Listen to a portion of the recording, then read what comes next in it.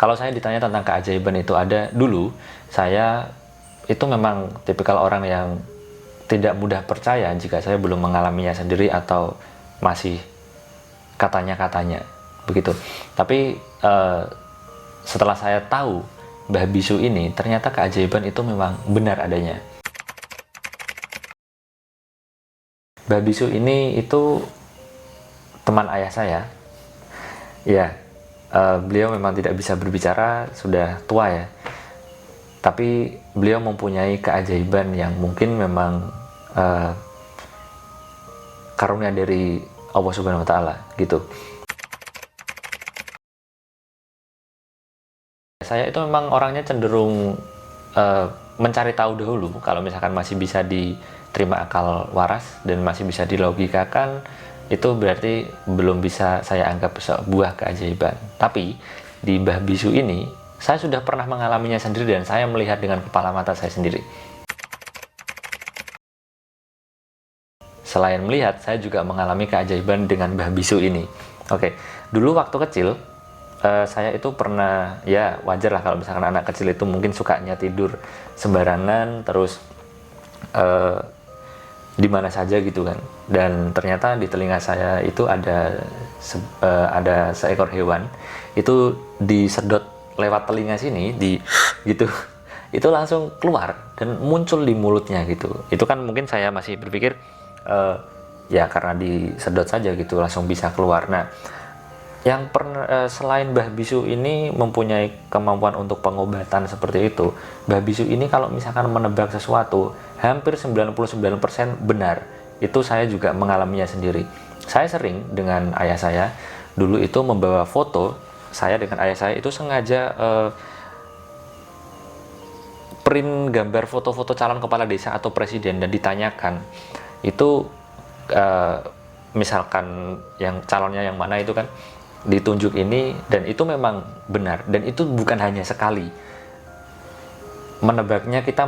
Saya dengan ayah saya itu beberapa kali ke sana, itu bukan hanya satu kali tapi berkali-kali. Dan memang ayah saya dulu pernah dengan sengaja print beberapa calon setiap daerah di Indonesia, itu ditebak semua, hampir ada 9 calon. Itu yang salah hanya, yang meleset hanya satu, semuanya tapi benar. Keajaiban lagi yang pernah saya alami secara langsung dengan Mbah Bisu itu dulu waktu Mbah Bisu ini diajak ayah saya ke rumah.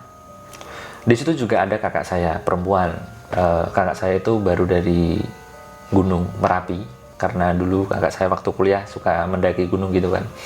Dan di situ tiba-tiba di rumah saya itu sudah ada 1 jam kita, ya saya lihat, dan banyak ada ibu saya, ada keluarga saya melihat Mbah Bisu gitu ya, ngobrol tapi kita juga nggak tahu bahasanya karena yang paham isyaratnya itu kan ayah saya sendiri.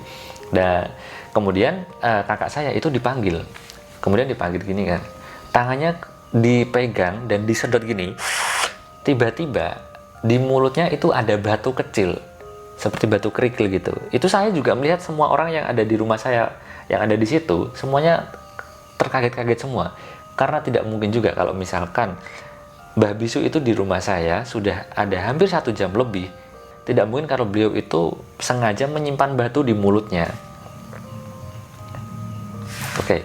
Dan pengalaman lain keajaiban yang saya alami di Mbah Bisu itu, teman ayah saya itu ada yang punya penyakit batu ginjal, dan kemudian disedot juga, itu entah lewat telinga atau apa ya.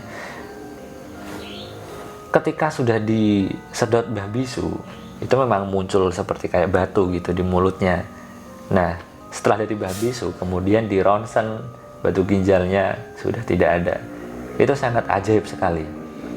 Lanjut cerita tadi yang Mbah Bisu waktu di rumah saya memang sengaja untuk bertanya beberapa teman saya.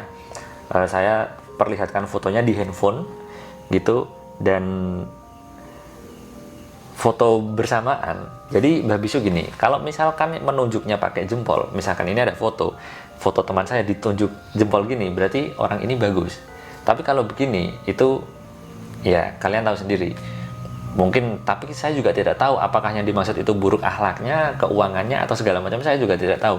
Tapi memang itu benar. dulu waktu kuliah, saat itu kan saya masih kuliah, dan ketika ada 5 foto teman saya itu yang diginikan, mohon maaf, kehidupannya sekarang juga masih belum menemukan jalannya gitu, bagi saya seperti itu. Dan sampai sekarang pun ya benar. Dan saya bertanya lagi, waktu itu teman saya juga saya perlihatkan seperti ini, dan Mbah Bisu kemudian begini, ngomongnya kan gak jelas, ya memang bisu, ya memang tidak tahu apa, tapi dia tiba-tiba gini. Dan akhirnya memang benar, ternyata teman saya yang itu kerja di penerbangan.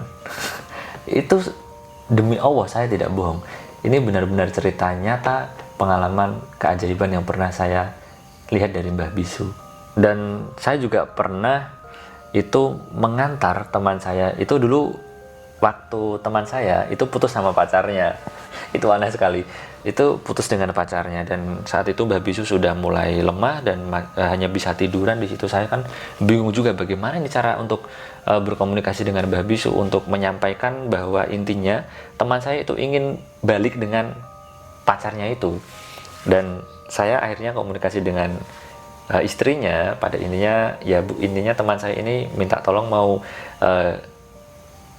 balik lagi supaya bisa balik sama pacarnya gitu kan.